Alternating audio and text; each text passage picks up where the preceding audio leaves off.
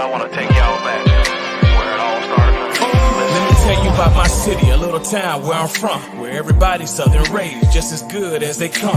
Backwoods and mossy oak and mud holes, and back then we only gave what the farm grow. Man, I miss some days how we played on them dirt roads, and out of towners came with respect, cause they know we all close. Yeah, southern pride, towing gun folks. Welcome to my city, I-75 South, just north of Live Oak. I'm from a city called Austin, Georgia, right on the border of Florida.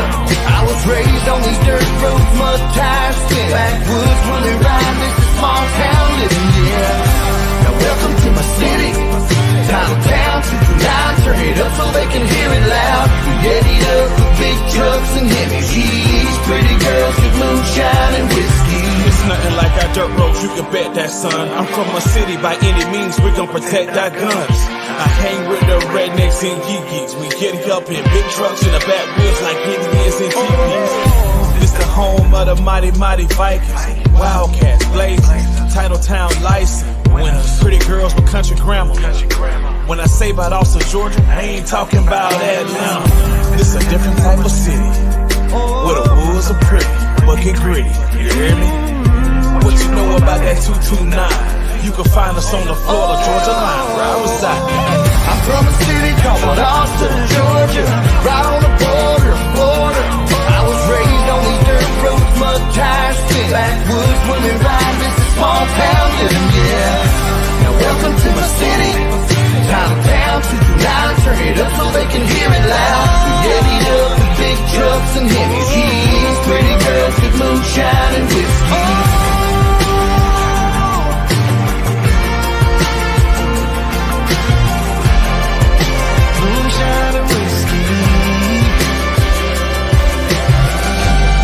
Some folks really don't understand how important it is and never forget where you came from. You know, when I say Lowndes County, man, I mean Lowndes County. I'm from a city called Austin, Georgia, right on the border of Florida. I was raised on these dirt roads, mud tires, spin backwoods, running around this small town living, yeah. Now welcome to my city, time of town, 229, turn it up so they can hear it loud. We ready up with big trucks and heavy G's, pretty girls with moonshine and whiskey.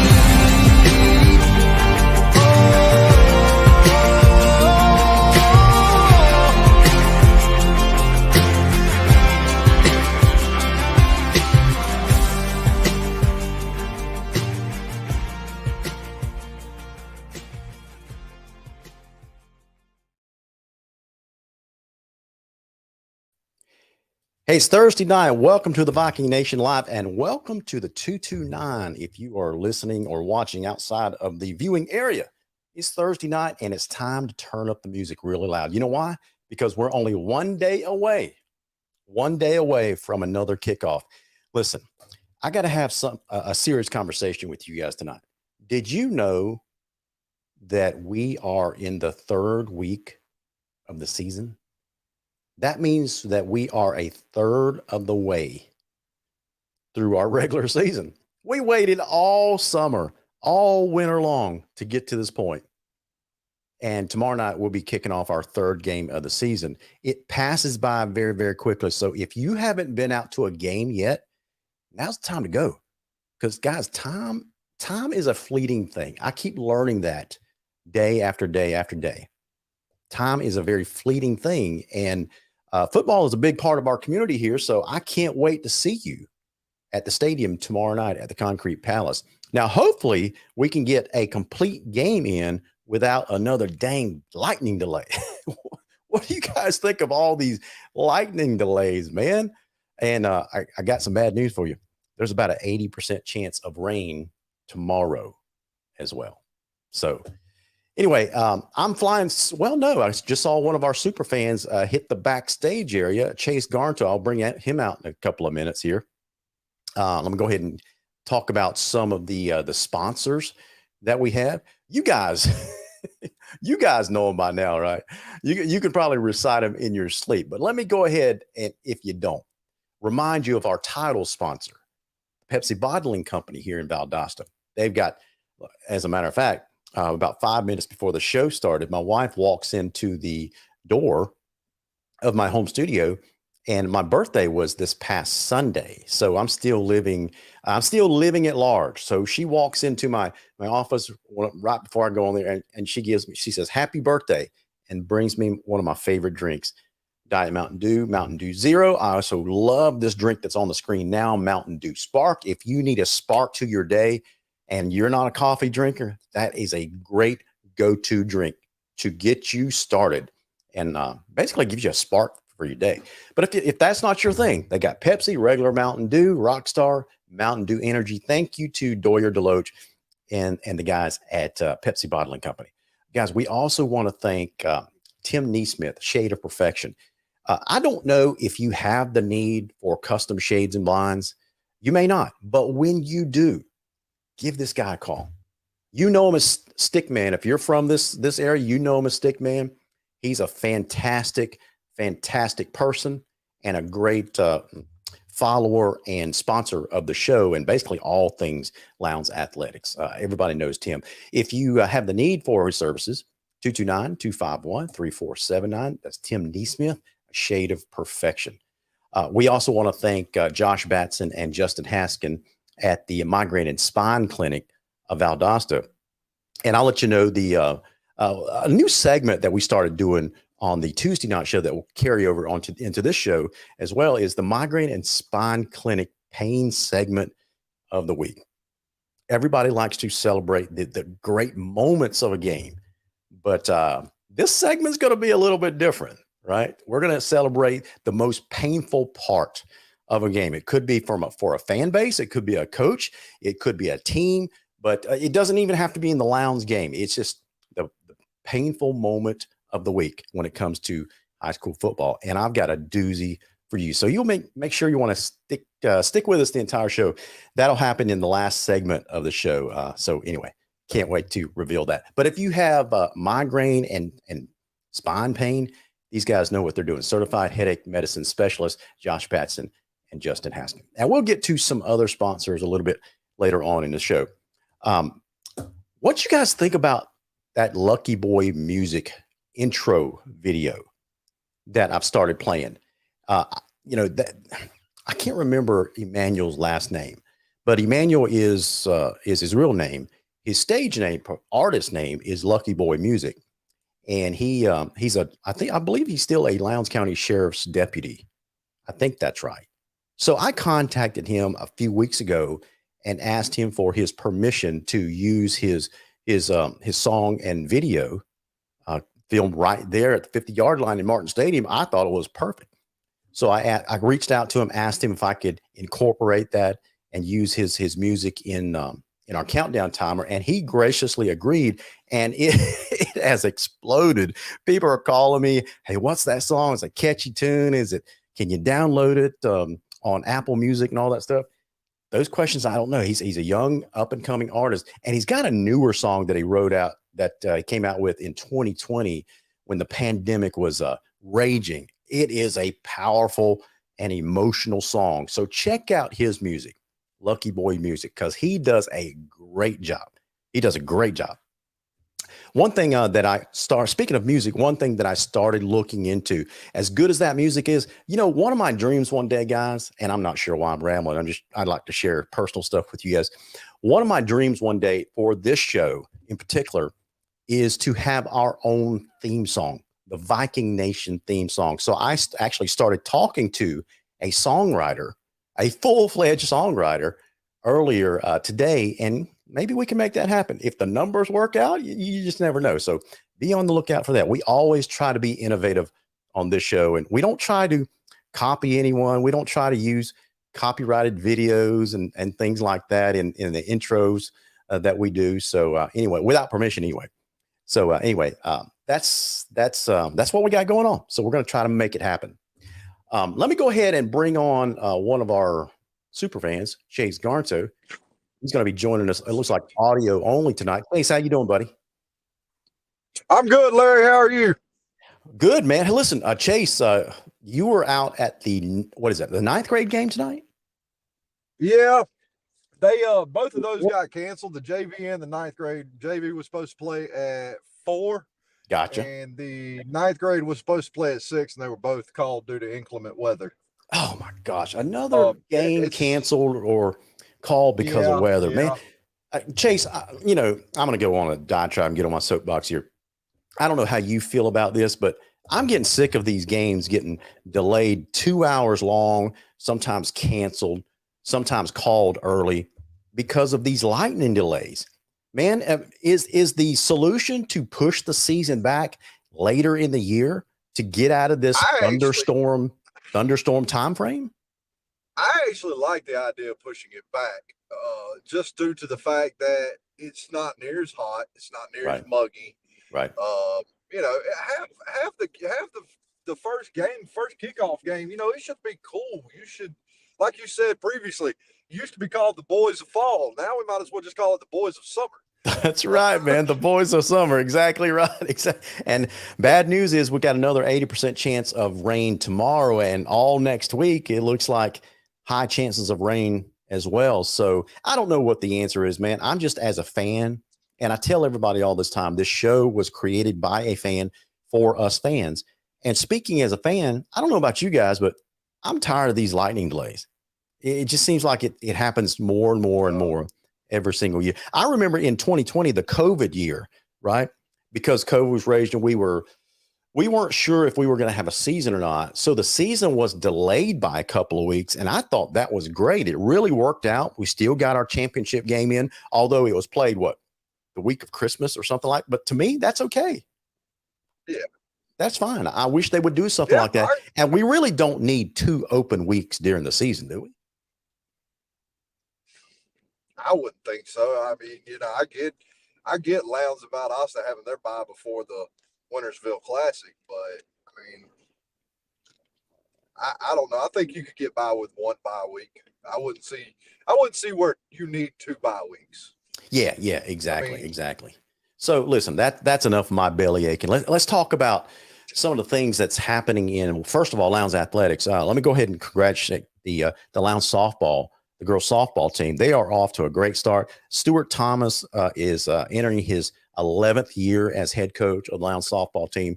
They are currently 6-2-1, and their next game is September 6th at Thomas County Central. Hey, Cole Moore, you hear that? The Lowndes girls softball team is invading Thomas County Central, and they're going to whoop your Yellow Jackets. How about that, Cole Moore?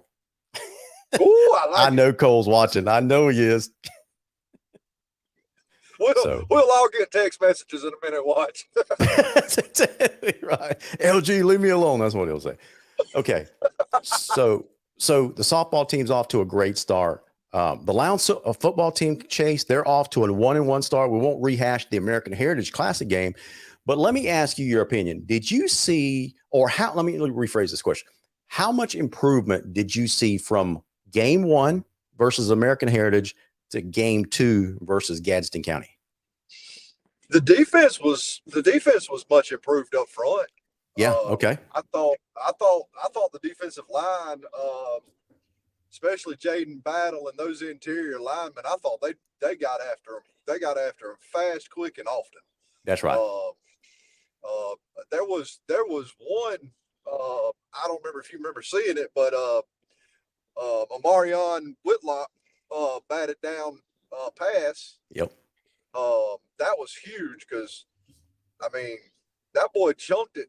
He was right there. Yeah, that was the play where, if you don't remember that was the play where some people thought it might have been a lateral, but it was a forward pass and batted down by him. And that was a great play. Very athletic play. Oh, yeah. I thought the offense, I thought they got off to a decent start against Gadsden. Yeah. I mean, we still had some miscues. Sure. And there's still some things to iron out. Yeah. One of the things I heard Zach Grage say in a previous interview was, they're gonna treat these first 5 games like a baby growing up. Right. First game's first year, second game's second year, third game's third year, and so on. They're learning how to walk before they can run. Yep. And you know, I think you and got, that's fine. you guys are we got a lot probably of young getting players tired on of hearing me say this, Chase, but I've been saying it probably for months now that the first 5 games is going to be a work in progress, and you're going to see a different team come. It's almost going to be like a light switch that goes off in game 6. Starting in game 6, you're going to see a different Lowndes team than the first 5 games. Mark it down. It's going to happen. Cole, you still with me? Not Cole. I don't know why I just called you Cole. Chase, are you still with me? It sounds like we had a bad connection there with Chase. Chase, if you are still watching, why don't you either call back? And guys, I invite all of you call. Let me go ahead and put up the White Oak Investment hotline number. That's 229-469-1205. We're missing some regular viewers tonight because VSU has kicked off their season tonight. And I think Abby Pearson just reported that interception VSU. So, all right, go Blazers. That's my alma mater. Chase, you still with me? Yeah, it seems like we are having some technical difficulties. Chase, if you can just call in on the regular line number at 229-469-1205, you may just have a bad data connection there wherever you are. You there now? All right, so Keith Blaylock, I'm not sure. What do you mean low blow? I'm not sure what you mean by that. So, guys, if you would like to chime in on the first 2 weeks of the I'm a little distracted here. The first 2 weeks of our Lowndes Vikings team and their season, give us a call at 229-469-1205. Otherwise, we'll just go ahead and cover some of these things. You know, one of the things that kind of not surprises me or shocks me, but I wasn't expecting it, but it was a kind of a compliment. I think, yeah, it was a compliment from a fan of one of our rivals. This was a Colquitt County Packer fan, and he messaged me over the weekend, and he says he thinks that Lowndes is better than he gave them or gave us credit for based on another game that he watched. And I said, what game are you watching? He watched the American Heritage versus Los Alamitos game. And they're another pretty really good nationally prominent team out of California. They were ranked number, I think, either 20 or 25 going into that game against American Heritage, and American Heritage destroyed them 56-27. Lowndes played a much closer with a very, very young team, first year starting sophomore quarterback. And our Vikings did a very, very good job of hanging in there. So anyway, it was a well-deserved compliment to our Vikings from an opposing fan. I'm not going to tell you who it is because he'd probably deny it, right? So, Chase, I got you back, right? Yeah. I don't know. All of a sudden, my internet just disappeared completely. Yeah, if that happens again, just use our old technology and just call in on the phone line. Okay. So if you get disconnected again, I will text you the phone line. You just call in that way. So anyway, Chase, I was just talking about how Lowndes played against American Heritage, and there was an opposing fan that compared us to American Heritage's next opponent, which was Los Alamitos. And according to this fan, we played much better in that first game. And so he's got a newfound respect for Lowndes. I've been telling you guys that all summer long. This is going to be a different team. We don't have an identity yet, but it's growing. It's getting better every single week, right, Chase? It is. And as bad as I see. say it, and I hate to use this terminology, yeah, but I think Lowndes fans, and myself included, we're going to have to be okay with this kind of being a retooling or a rebuilding year. Yeah. I mean, we lost a lot of talent last year. We lost a bunch. And I know, Chase, to your point, we lost a lot of talent. And I know this is Lowndes, where we're supposed to reload every year. But sometimes, guys, when you reload, the bullets just aren't as strong just because they're just younger kids, right? So the talent is there. It's just got to have a little bit more maturity added to it. Now, Chase, I almost did it again. Chase, when you went off the air, you got disconnected a while ago. I had a little Freudian slip, made a little faux pas, and Keith Blaylock is trying to take advantage of it. and says this. This is a message directly to you, Chase. He says, I wouldn't call back Chase because he called you Cole. Ooh. Larry, I thought we was better than that, man. I thought we were tight, man, but apparently subconsciously maybe we're not. I don't know. No, I like Cole. Me and Cole get along. Chase is now I'm referring to Cole as Chase. I don't know what in the world is going on. Cole is a really, really good dude. Cole's a really, really good dude. And if we weren't such good friends, I wouldn't pick on him like that. So anyway, but he is a good dude. And just because Cole's trying to steal mine and Coach Peitch's hairstyle, you don't have to call him by my name. Yeah. Yeah, I hear you, man. But like you said, we getting a lot of young talent. That's for sure. Yeah.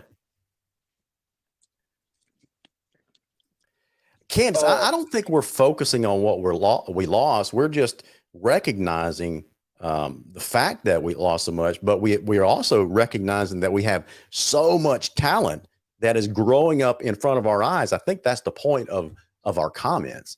Yes, I'm not bemoaning the fact that we graduated a lot of players. I'm excited about the talent that we have, and I'm just trying to level set the expectation. Candace, you know as well as I know that sometimes our fan base's expectations may be unrealistic, right? And so I am trying to level set the expectations, recognizing that we have the talent. I agree with you. We have the talent. It's there, but it's young talent. And we saw them get better in the second half of game one. We saw them getting better, even better in game two. In game three against North Miami Beach, they're going to get even better. And they're just going to get, and so by game six, they're going to be in mid-season form. And I think that. So I'm sorry that Candace, I'm sorry that you're getting discouraged hearing it every week. But you got to understand that this is a show that some people don't watch every single week. Sometimes they miss an episode. So sometimes it may seem like we're repeating something, but that's just what sports shows do. If you watch ESPN, they kind of recap what they talked about last week. So anyway, we just have a disagreement there. I do appreciate you tuning in every week, though.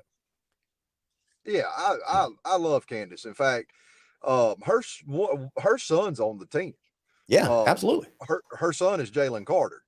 And and that receiving core is extremely young. That's what a lot of people don't understand. That receiving core outside of, I think, Kivas and I think MJ, Marlon Evans. Yeah. Outside of those two, I'm pretty sure the receiving core is mostly sophomore and junior. Yeah, absolutely. There was they can only get better. There's a kid that I've been noticing catching more balls, and when he catches a ball, he just looks like dynamite on his feet. Well, his first name escapes me. Is it Keelan Hicks? I can't remember. I think that's how you say it. I think that's his name, and y'all forgive me because it's been a long week, and I can't remember his first name. But I think it is Keelan Hicks. But anyway, that kid's impressive at wide receiver, and he's only going to get better. He really is. Yeah. And oh my gosh, is Kivas Thomas a stud or what? Kivas can flat out play. Good. Yeah. I don't want.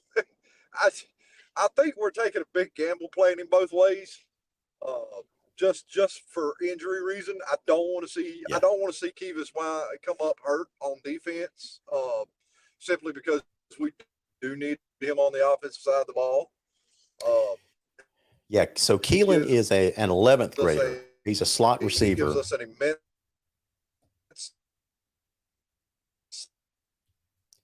Chase, you are coming in and out, so go ahead and call. Go ahead and call on the line. I'm gonna go ahead and take Chase out of the stream and ask him to just call back on the line. So y'all bear with me. This is one of the things of a live show right here. All right, so I just texted him that call-in number. So Tierra Battle says Kivas hasn't really been playing defense. You're right. It's been mostly offense. Candace says Keelan is a junior track state champion as well. Yeah, speed. That's all I have to say. Just pure speed. So, Chase, do I have you? Yes, sir. Okay, that's a little bit better. A little bit better. So Yeah, we were talking about now. Keelan Hicks. He is a slot receiver. He's a junior, number 15. So be on the Yes. lookout for that kid because he's going to get better and better and better. Yes, Kivas and Keelan are both deep threat receivers. Slot guys, threats are going to be Jalen Carter, Marlon Evans, guys like that are real quick. And Jalen Carter is explosive on his feet as well, especially getting the ball on those out routes like he does. Yeah. And he's a very sure-handed receiver. Right. Marlon Evans is a load. Right. If we can ever get the ball in his hands, he's going to be hard to bring down. Yeah. Now, listen, Wilbur Pelfrey has been giving me and Billy Pearson some grief over the last couple of weeks. I'm not exactly sure why.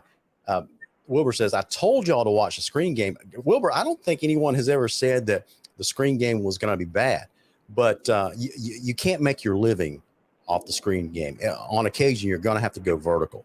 If you do screen games all the time, you're going to get eaten up, especially with some of the motion packages that I've been seeing.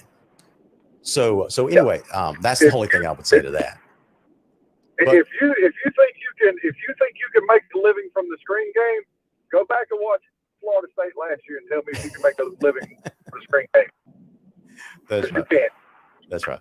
So Thaddeus Grage chimes in. Thaddeus, I'm assuming that you are related to the new coach, Zach Grage. Thaddeus says, be patient and trust in the work. The young men are committed, and Coach Grage will move mountains for them while building an outstanding foundation this year. It's only up from here, and he has big plans for Lowndes football. Agreed, Game 6 will be a night and day from Game 1.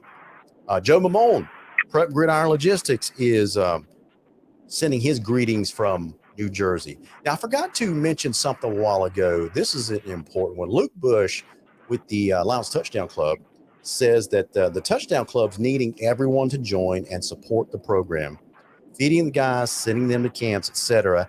And a huge perk for our members is a season parking pass for joining at the $100 level. And the cool thing about the money this year raised by the Touchdown Club is not going to go towards paying for charter buses to Camden County. So that means we'll be able to save money and actually spend it on things that benefit players. So, but absolutely, Luke Bush, you are absolutely right. Touchdown Club needs you guys to join.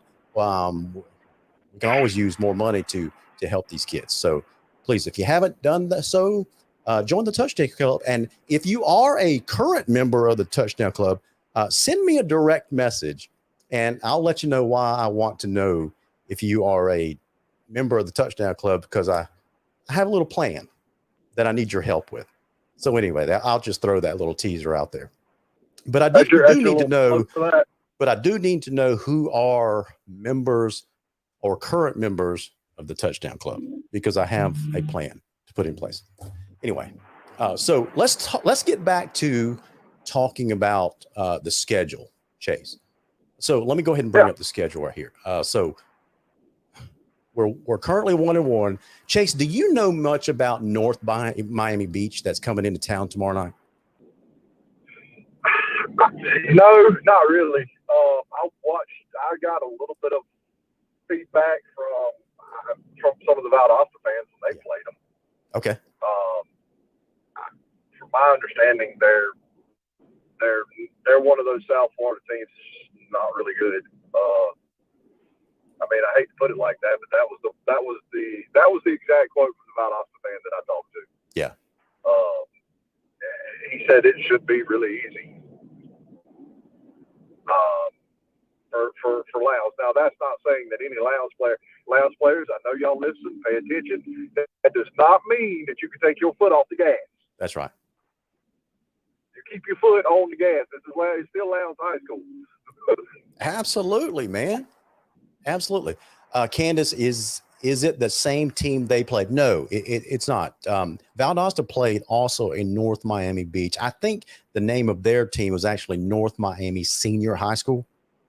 and we are playing the Chargers from North Miami Beach.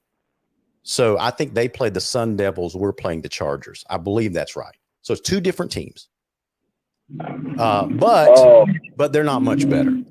This should, let's be honest, but this should still be a very easy win for Lowndes. And I was listening to Coach Grage on a podcast earlier this week, and I think he alluded to that when he said that on this week we're going to be working on purposely trying to get up early, because in the first two games we played well in the second half, not necessarily great in the first half, right? So he wants to get out to a very, very quick start and, in his words, overwhelm the opponent.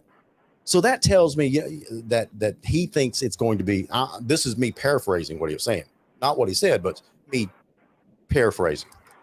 He basically thinks this is an easy win and we should cruise on to victory as well. I'm just hoping there's no lightning delays to keep us from getting home before 12 or 1 a.m. in the morning.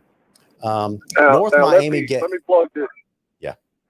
Let me plug this in right quick before we go on North Miami Beach. Look, if you're out there and you're thinking, well, I really don't want to attend the game or right now or whatever, let me tell you something. There is something at the Lowndes that you need to experience. It has just started last week. Lowndes fans, pack that place to capacity because it is worth the price of admission. Yeah, I promise you. Me and you both, Larry, were both shocked last week, were we not? Yeah. Yeah. It is worth that alone is worth the price of admission. Yeah. So let's see. Was it Donna Snellgrove? She says North Miami gave Lee County a good game last year, hung 40+ points on Lee. That is true. That is true. They lost to Lee County 68-49 last year, but also their overall record was 4-6. And let's see, some of their losses were 49-6, 40-14, 41-6, 25-0, 68-49, 38-0. Guys, trust me, this is not a good team. They may be disciplined, but that doesn't mean they're a good team. They're an okay team. Don't get me wrong. They're not a sloppy International School of Broward team that we played several years ago and beat 1,000-0, right? But they're not a great team either. I always told you that I'm going to go through the coach speak and just tell you from a fan's point of view what I think, and I just don't see them as a very good team. And we should overwhelm them. It's probably going to be like 49-6 or 52-10 or something like that. Mark it down. It's going to happen. So that's the kind of loud scores I want to see again. I want to back up a couple of years to when we were just blowing people out of the water, like 55-7. Yeah, exactly. Yep. That's the Lowndes. That's the Lowndes scores me and you, I believe, want to go back to, Larry. Correct? Yeah. And so what I see in this schedule is we started off with a really, really good team. Basically proved our mettle that we are a good team as well. Not to that caliber, but proved that we were a no-quit kind of team. And then started with the second game, then the schedule gets considerably easier. With Gadsden County, then they get a little bit better with North Miami Beach, and a little bit better, a middle-of-the-road team against East Coweta in a couple of weeks. So next week we're going to be off, and then we hit the road to Sharpsburg, Georgia, and play and take on East Coweta. And then after that game, guys, that's when the real schedule starts. On September 3rd, that's when 23rd, when Grayson comes we welcome Grayson into town. Exactly right. So that's the game I've got circled on the calendar. I'll be honest with you, Larry. That's the game I have circled right there. Listen, I think that will be the measuring stick as to where Lowndes actually is against high-level Georgia talent.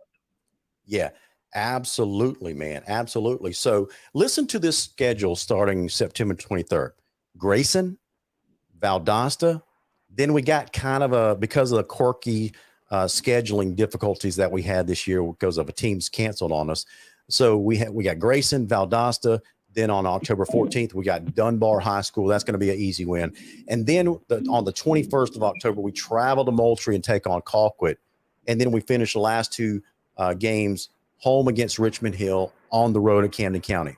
So that's why I keep saying, when the Grayson game comes, we better be a different team. We are going to be a different team because that last half of the schedule is brutal. Oh yeah. But I mean, that's the way we play down here in Region 1. Absolutely. Well, I mean, it's like that every year, right? I mean, you at the tail end of the regular season, if you play in Region 1, whether you're Colquitt, Camden, the other school across town, it doesn't matter. That's You're right. going to run the gauntlet at the end of your regular season. That's and right. I mean, let's face it, that's a gauntlet. Year in and year out, that's a gauntlet you got to run. Right. So Thaddeus Grage throws out a question. He says, can I get in on this $100 level and y'all donate the parking pass to someone deserving? Thaddeus, you're going to have to call your brother about the parking pass. I can't answer you there. but you can get in on the $100 touchdown club level. Can't answer the question for you about the parking pass, but the membership coordinator, I believe, or chairman with the touchdown club, I think is Ben Prince. I believe that's right.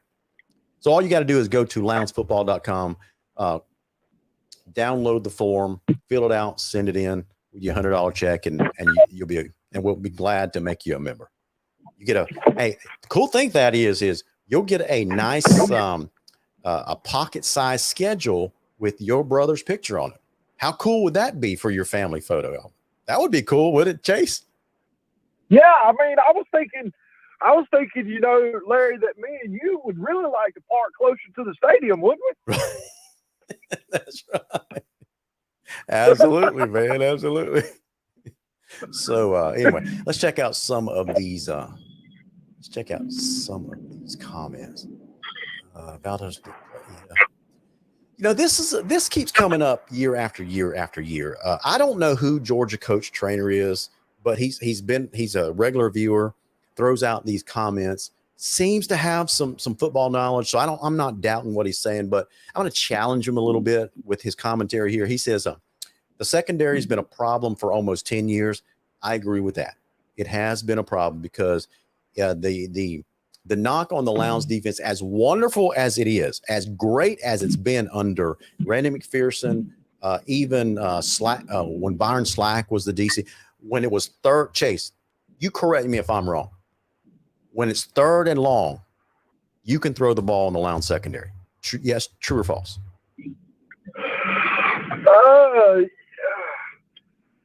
Man, you're putting me on the spot. Just say true, because you know it's true. I would flip a coin on that and say true probably 65% of the time. That other 35 to 40%, that defensive front can get after you if you're Absolutely. Absolutely. An eighth of a step off. Yep. That defensive front is in your face. Yep. So I'm thinking that now this is the second part of his sentence is where I disagree. He says, still a problem this year, and it shows every time we play a passing team. I would say who should be at fault. B, nobody likes to bring up. I'm not sure what you meant by the last part of that sentence there.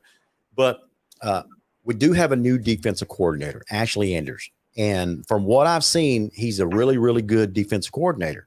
So, he's played a lot of passing teams in the past. He was a defensive coordinator, I believe, at Valdosta State, coached college ball, did really well there. He's been a defense coordinator in high school, done really well there, including defending his pass. So if anyone can turn our defensive backs into ball hawks, right, then I think Ashley Anders can. But all I'm saying is Georgia coach trainer, give him time. Give him time. He's been there 3 games, right? I see improvement in the secondary. I still see us making some mistakes that we've been making over the years. I don't see us making as many of those mistakes, right? So I see improvement there, and I'm betting that it's going to get better and better as time goes on. So I'm giving them the benefit of the doubt. I hope you agree. Yeah, I do. I would. The only thing that I would say needs to improve as far as the secondary is concerned, I don't think it's the secondary is bad. Yeah. I really don't. And the reason I say that is because if you're a bad secondary, you can't cover at all. Yeah. And we can't cover.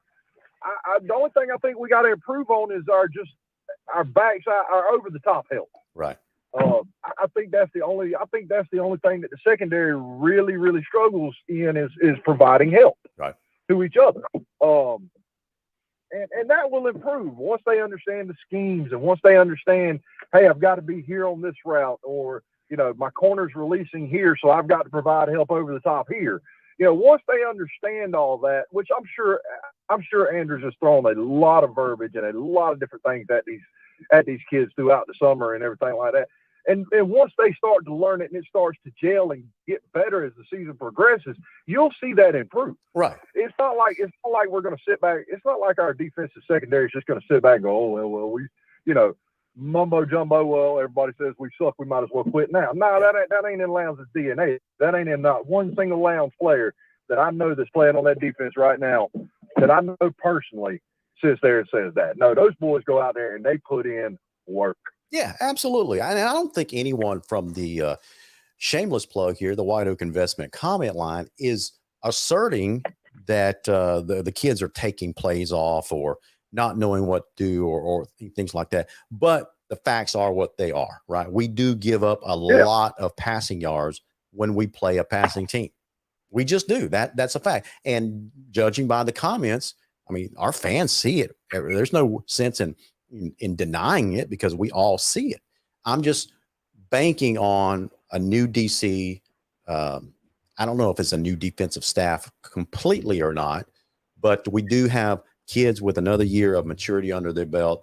I'm just banking on them getting better. At least that's what I'm hoping. Guys, when I make these comments like this, you got to understand, I'm seeing things, and you guys know this by now, right? I'm seeing things through crimson colored glasses. Yes, I like to be objective, but I'm going to sway or lean towards giving Lowndes the benefit of the doubt. That's just the way I do things. So if you guys disagree, that's fine. I'm just going to push back, but know that I'm making these comments as a fan seeing things through crimson colored glasses. That's it. You want to call me a homer? Moore. That's fine. I'll gladly wear that title. Moore. I'm a homer. Yeah, Cole accuses me and Larry of that all the time. Absolutely, but you guys don't know how bad we get accused of being homers. You got no idea. You guys have no idea. They beat us up pretty bad about being homers. It's kind of like that. Me and Larry are kind of like the colonel from A Few Good Men. Yeah, we're on the wall, and trust us, you want us on that wall.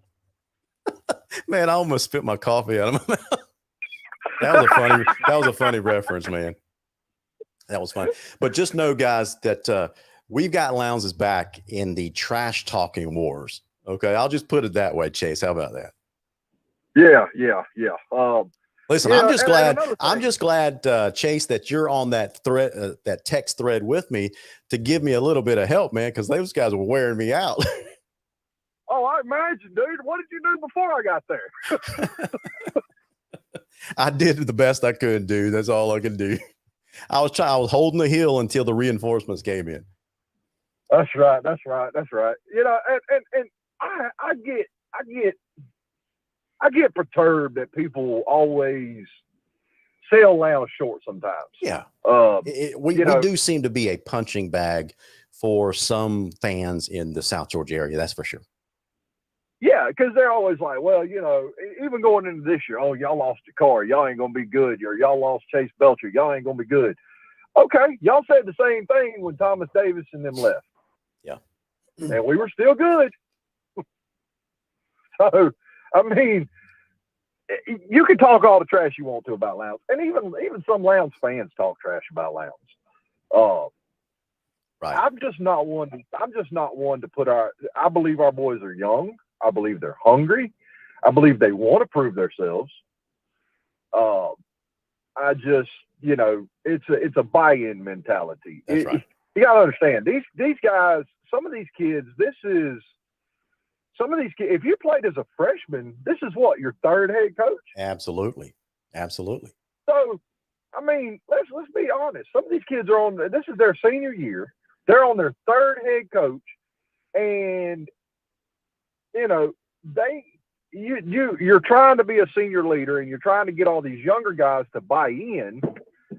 And, at this point, some of those guys, and I'm not saying they're like this, I'm just saying some of those guys are probably sitting there going, I wonder how long this guy's going to be here. Well, that's what, because that's how kids think. I mean, let's be realistic. That's how kids think. So I would advise the kids that probably might have that thought in their head, if you're under the sound of mine and Larry's voice, listen, buy in. It doesn't matter if he's here for 6 months, 6 years, That's right, or the next 16 years. Buy in 100%, because I promise you, there isn't a head coach in South Georgia that got where he's at by being a subpar coach. Yeah, and this is what I'm going to add to your comment there. I don't necessarily. This may sound bad as a fan, but it's not meant to be a bad thing. Okay, I don't buy into any head coach. I do recognize their talent, and I'm glad that they're here when they're here. But I support my program.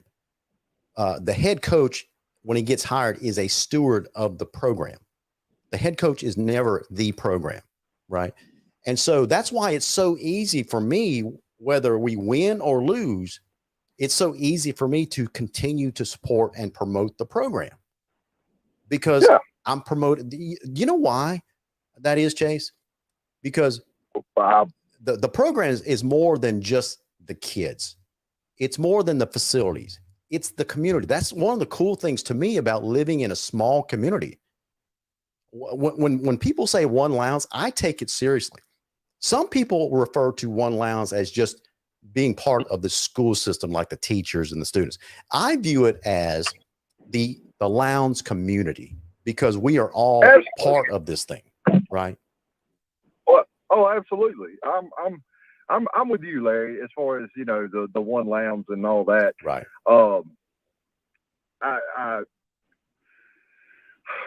I do like the idea of having a long tenured head coach. I do too. I can't lie, and that comes from. I think a lot of that with me comes from Bobby Bowden at FSU, because I'm an FSU fan. I was, Bobby was there forever. Yeah. So, and then you have guys like Randy McPherson, who was here forever. But those type of head coaches, I mean, the times are changing. Those type of head coaches are not like that anymore. That's true. And listen, let's be honest. I expect the same thing out of Zach Grage. He's a young coach. I expect him to be here and do a great job. But I recognize the fact that he's young. He's probably ambitious. He probably wants to go to bigger programs. Maybe he wants to coach in college, and that's his right. I mean, every coach wants to further their career. And that's just the times that we live in. That's why I don't emotionally connect with any. I have a rule. I don't emotionally connect to military neighbors, pastors, or head coaches, because all three of those historically have been transient, right? Because they are constantly move on to their next assignment. And so, maybe it's my fault for viewing the world that way. But, I just protect myself emotionally, and I don't buy into them as I don't try to connect with them on a personal level, because I know in a few years they're going to be gone. So that's why I support the program. And as long as he's here with the program, then I'm going to support him. Absolutely. I mean, we can't alienate our head coaches at all. We've got to give him our support. Right. The few conversations I've had with Coach Grage, I felt like was real positive. I felt like he was very cordial. I felt like he was very nice. He answered questions, and some of the players that I know personally that I've talked to tend to like him. Right. It was a culture shock getting Grage. Let's be honest. I mean, Grage is not Jamie DeBose. So, I mean, it changes. Every head coach is going to have things they do differently. Yep. And the further these kids go and play in football, the more they're going to learn that that's the case. that these coaches aren't going to do things the same way. Correct. You know, and when you go to college, your position coach ain't going to do the same things that your position coach in high school does. That's right. Everybody so- is different. Everyone has their own style. Heck, I That's do right. things a lot different than other people. And some people like it, some people don't. I just got to be me. Coach Gray just got to be him. And some people, he's going to rub the wrong way. But, Candace says something interesting. Candace said, he said he wants his kids to graduate here. This was his family's it job. I hope he is. I hope they do, because he got young kids. I hope they do stay here and graduate. But I also want to remind you, Candace, Jamie DeBose said the same thing when he got here. He said this was his it job. He wasn't looking on moving, but when Lowndes called, this is the place that he wanted to go. Candace, every coach says that. I hope Zach really means it. I'm banking on him meaning it, but we'll see. We'll see if it works out.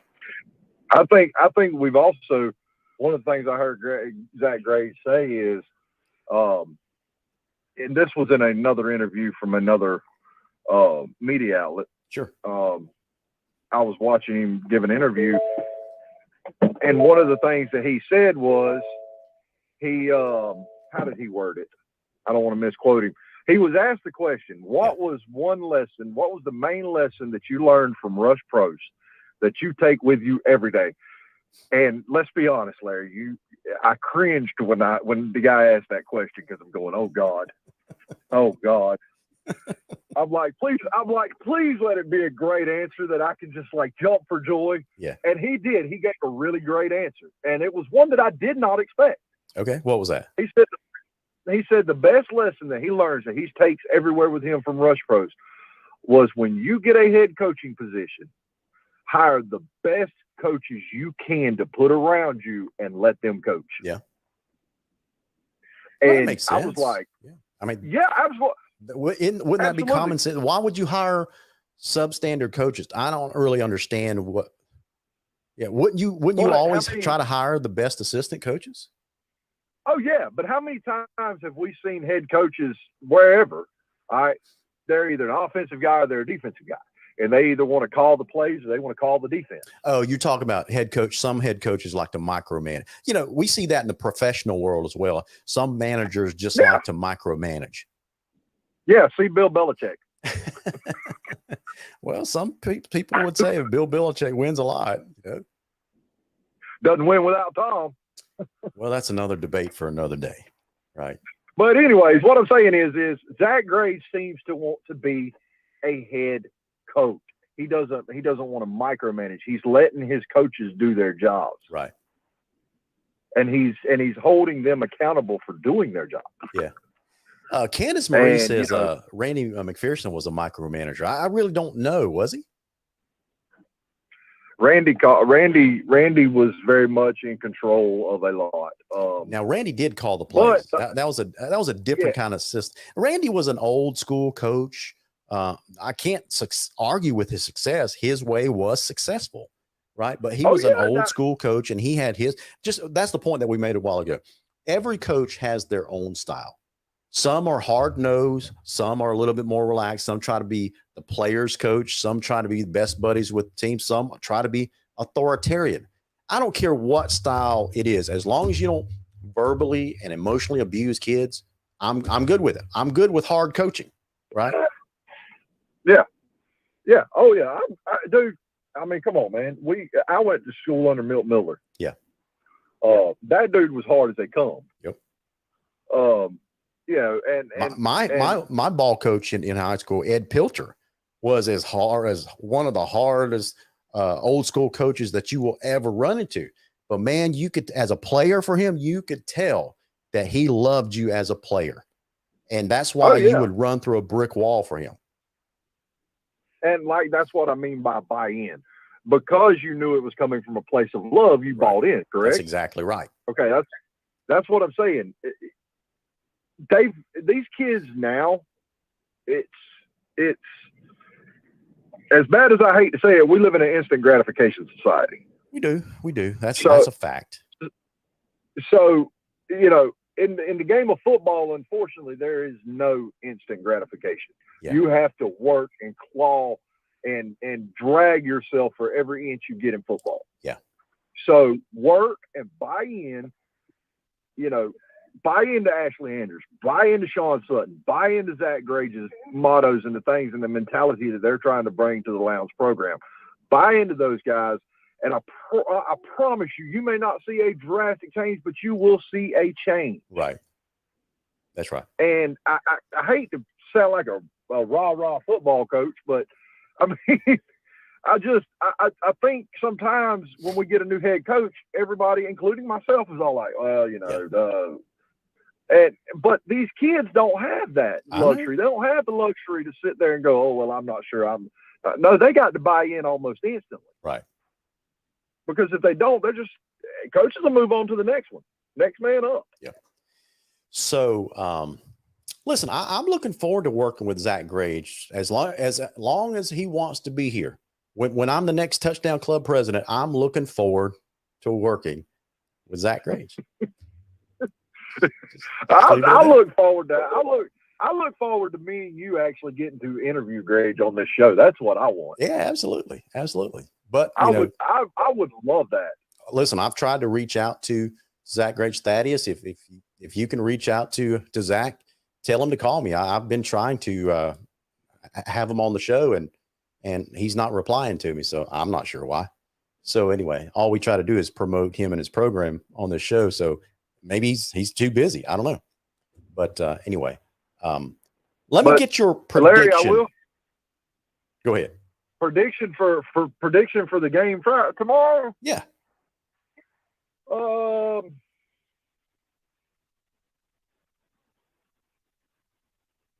45-3 Lowndes. Okay. I don't even think this team scores a touchdown. I give them a field goal. Right. I understand. Because let me tell you something. I got a chance to watch our defensive front up close and personal this past Friday night. And those boys are scary big and scary quick. Yeah. That they are physically impressive. I mean, I'll be the first one to tell you, Larry. I looked at some of them, I went, ain't no way these boys are that fast. Whew. But let me tell you something. Good Lord. Man, I tell you what, I wouldn't want to play quarterback against them at all. Because they may hurt me. I hear you, man. I hear you. I mean, like I said, I think Lowndes is really on the verge of getting over that hump that we've been on that we've seemed to not be able to climb over for the last few years. I think if we'll be patient, give it another year, maybe a year and a half, and I think you'll see Lowndes explode back up to where we saw them back in the early 2000s. Right. I think they'll explode. I think it'll be a balanced attack. I think we'll have a balanced offense. I think we'll have a defense that is the return of the four horsemen of the apocalypse. I do. I really do. Well, speaking of a balanced attack on offense, let me give you a couple of stats. We've seen some improvement in our passing attempts, the number of passes, not necessarily completions yet. I mean, the completions are coming around, but I'm impressed so far that as a coaching staff, we're on purpose throwing the ball more. The first game we had 27 attempts, passing attempts. The second game we had 16 attempts. We haven't seen that many attempts at a Lowndes football game in a long time. Consistently, that is. Oh, yeah. So once those completions start to catch up with the attempts, I think you're going to have an explosive offense. I really do. Now, Jason Anderson says he predicts tomorrow night we will see rain and lots of rain. Could be. Well, if we get to play, Jason, that's what we're trying to get at. That's right. Tierra Battle. I'm not a meteorologist, buddy. Tierra Battle is picking Lowndes 51-6. Jason Burnett 52-0, I think. Caleb Arnold, I think the biggest prediction is how long will the lightning radar stay on? We should make an over and under type of deal. Will the lightning detector stay on 60 minutes? That's the over and under. You think it's over or under that? I don't know. something may happen. The light bulb may blow. Yeah. Stranger things have happened. Yeah. Absolutely. I'm just saying, I'm like you though, Larry. At some point, this lightning is getting absurd, man. I mean, it is. Apparently there is a new system in place at Lowndes as far as the lightning is concerned. Right. I just don't know what it is. I know what the one at the Hayhire Middle School is because it's close to my house and it's where my kids all played. Yeah. And I think it's on a 30-minute timer and it resets every time lightning hits. Right. And it's got a 10-minute, and it's got a 10-mile radius on it. But I don't know with the new program, with the new system at Lowndes, I don't know what that is. So I can't tell fans that, hey, once lightning trips, it's going to be this long. So I just don't know. Marion Hilton says she thinks it's going to be over 60 minutes. Candace Marie says she hopes it's hopefully under 60 minutes. So that's the line. If we were in Vegas, that's the line right there. 60 minutes, Chase. Hey, here is speaking of the lightning detector, I promised you guys at the outset of the show that I would give you the the Migraine and Spine Clinic what did I call it? The Migraine and Spine Clinic Pain Moment of the Week. And you know what that was? I give that award this week to fan bases all over South Georgia that go to these games, and it's painful to have to sit there 1 hour, 2 hour, have a game called in the third quarter because of lightning, because we have to be in such a hurry to start the season the first week in August with our scrimmage games. It's like, what the heck, guys? Come on. Larry, I will say this for our fan base now. They did hang strong for a while the other night until the rain started really coming down. And me being one of them, when the rain started really coming down, I was out. But there again, we have cameras and all that to try not to get soaked. That's right. So, Chase, the last thing I'm going to say tonight before we call it a night is, guys, if there is a lightning delay tomorrow night, instead of playing on your phones and just talking to your neighbor, please think of the fine folks at Commercial Banking Company. That is a great way to spend your next 60 minutes in a lightning delay, is thinking about all the great hometown bankers that we have at Commercial Banking Company. They can be reached at 229-242-7600 if you need to open a checking account, savings account, CDs, IRAs, auto loans. If you need to apply for a mortgage loan through the lightning delay, I'm sure the folks at Commercial Banking Company can help you out. There you go, Chase. Think about Commercial Banking Company tomorrow night during the lightning delay. I think we should implement the Commercial Banking Company lightning delay live show. That's right. Exactly right. I mean, I'm just saying we can walk around and talk to the fans, Larry. Yeah, Jerry O'Neill points out the obvious. He says, how come it's okay for coaches and fans to stay on the field and in the stands and not the players? That's a good point. Because we're adults and we do. No, seriously, it is a dangerous situation. And honestly, guys, if we're under a lightning delay, the fans really shouldn't be sitting in the stadium. You're rolling the dice. You really are. There's a reason why that lightning detector goes off. It's not for just, I was going to say the other word, but it's not for giggles, right? No. You ought to go beneath the stadium and get out of potential bad weather, because I'm sure if you're an adult, you've heard of other adults, maybe friends, maybe family members that have been struck by lightning. And and it's real, and it could literally come out of nowhere, especially if a detector detects it in the area. So anyway, but I do think a lot of the reason why fans don't go beneath is because it does get crowded down there. That's right. And I mean, you can't go to your car because then you can't get back in. You got to buy another ticket. So that's right. So David Flowers, he says, I guess this show is only about high school. Well, David, to be fair, I'm not sure if he's saying that in a good way or a bad way, but you are pointing out the obvious. We do call this the Viking Nation. This is all about Lowndes athletics, obviously. So if you want to have a taste of other sports that we talk about, check out our Tuesday night show. That's the Pregame Blitz.